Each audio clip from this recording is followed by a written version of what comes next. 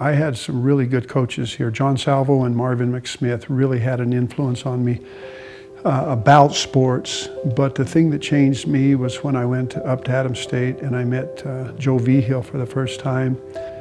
Coach Vigil was the greatest influence I've ever had in my life. And when I saw that he was a teacher coach, he's the reason why I wanted to do what I did.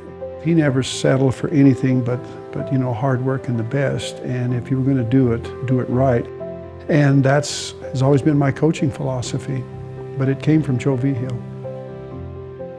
Well, this lady that used to live just up the road from me here, Geneva McDaniel, she was just a motivator, and she was a go-getter, and she really was my role model in high school. And of course, my work ethic came from my parents, I believe, and I just put it all together. I was a leader in high school, and I just took it further from there. The thing that made Jeanne Sategna the most successful is she has absolute passion when it comes to women's athletics. She is a trailblazer when it comes to that. She's been one of the first women in New Mexico to do a lot of things, and in some cases she was the first woman to do it. And she never, you know, you hear Title IX, she never stopped fighting for Title IX. I believed in total equality. It's you know, being an athlete all my life, I always felt a little inferior because in high school we never had the same that the boys had.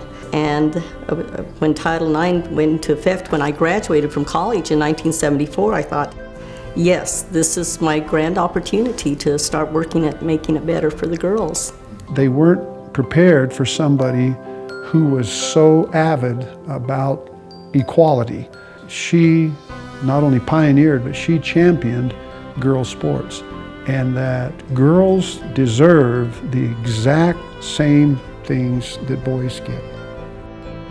A big thing that she did for us is she was always there on the workouts. I remember we'd be down at the track and doing the bleachers and doing our hops up the bleachers and running the laps. I mean, we had to keep up with her.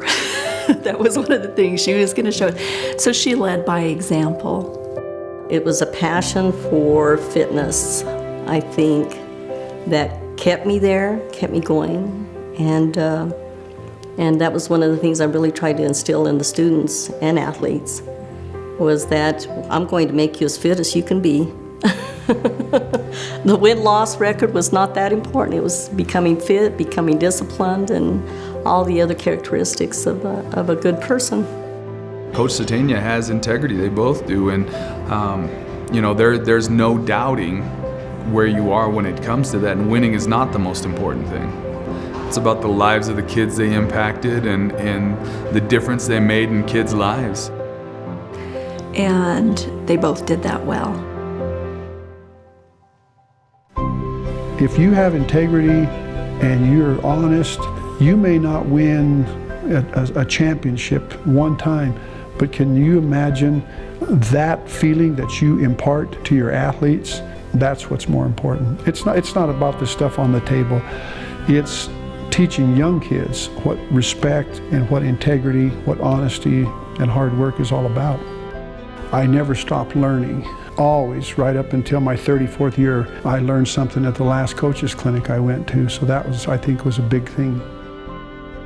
Probably the greatest coaching accomplishment that I've ever done in my life was not on the field of play, but a former athlete called me up on the phone and early in the morning, and I was on the phone with him for 3 hours, and I talked him out of suicide.